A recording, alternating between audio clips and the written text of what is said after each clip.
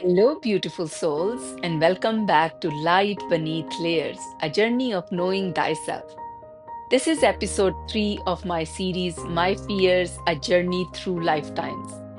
If you are just joining, I invite you to listen to the first two episodes, where I began unveiling the fears that once ruled my life silently.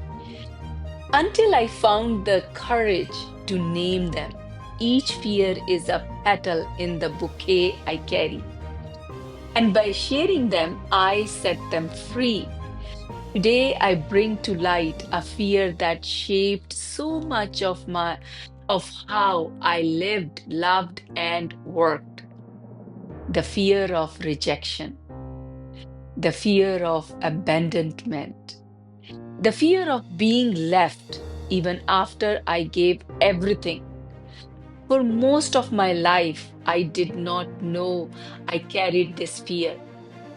All I knew was that my heart would sink when someone pulled away, even slightly.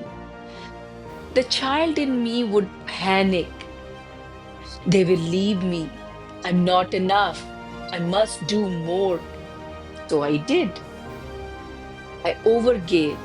I overcommitted. I stretched myself until there was nothing left. Whether it was family, friend, or client, I made sure there was no excuse for them to walk away. I became everything to everyone except to myself. I ignored my body's cries. I silenced my soul whispers. I violated my own boundaries just to keep others close. Because somewhere in me, a voice was screaming, nobody must reject me. Not clients, not friends, not even strangers. And if they did, it felt like death. It was not just emotional, it lived in my body. Heaviness, a racing heart, sleepless nights, replaying conversations, wondering what I did wrong.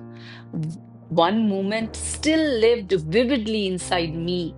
There was a client, someone I had helped with deep sincerity for years. I guided them not just as a realtor, but as a friend, helping them invest, upgrade, make wise decisions. I went above and beyond because that is who I am. And then one day they chose someone else. No goodbye, no explanation, just gone. It shattered me. I knew logically that client come and go, but my heart did not know how to handle that kind of vanishing because it was never just about business. It was about being seen, being valued, being chosen. When they left, it touched a wound I had carried since childhood, one I had never fully named. So, growing up in a loud household, my voice was buried beneath stronger ones. I was the eighth child of 10. By the time I wanted to share my feelings, someone else was already shouting theirs. There was no space for my story, my heart, my truth, and over time, I stopped expecting anyone to listen. But the ache of not being heard never left me. Instead, it transformed into this deep need to matter to everyone I met. If I made myself useful enough, maybe they would stay. If I gave enough, maybe they would love me. If I became perfect, maybe I would not be rejected. But here is the truth I have learned through healing. Overgiving is not love, it is a trauma response. It is a fear dressed up as generosity. The more I abandoned myself to avoid being abandoned by others,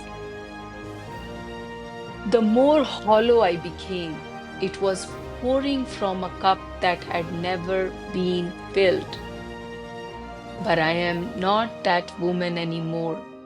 Now, when the fear of rejection rises, I place my hand on my heart and say, thank you. Thank you for trying to protect me, but I do not need you to lead anymore. I no longer need to prove my worth to be loved. I no longer trade my wellness for someone else's approval. I no longer apologize for taking up space.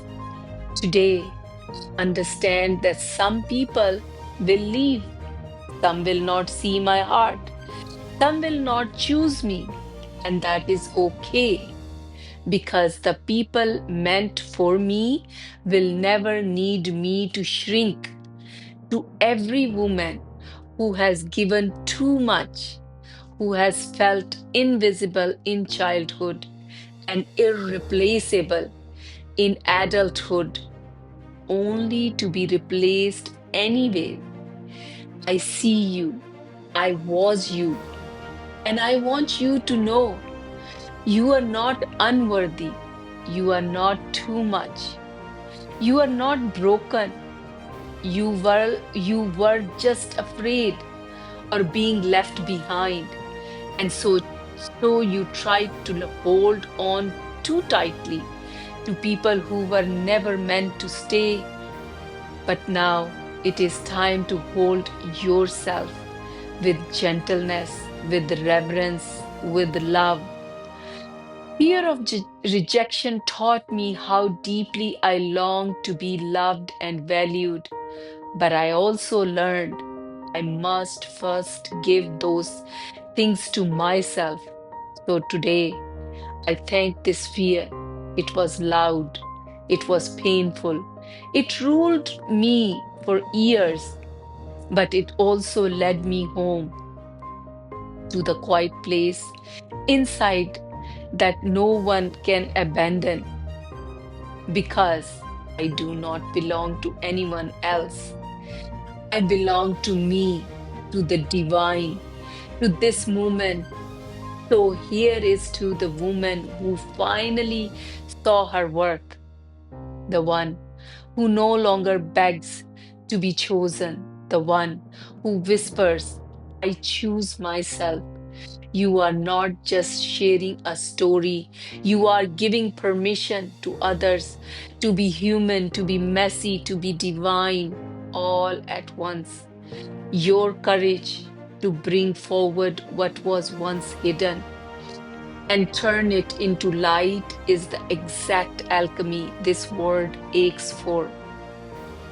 You are the light beneath layers, and the world is better for you being brave enough to share it.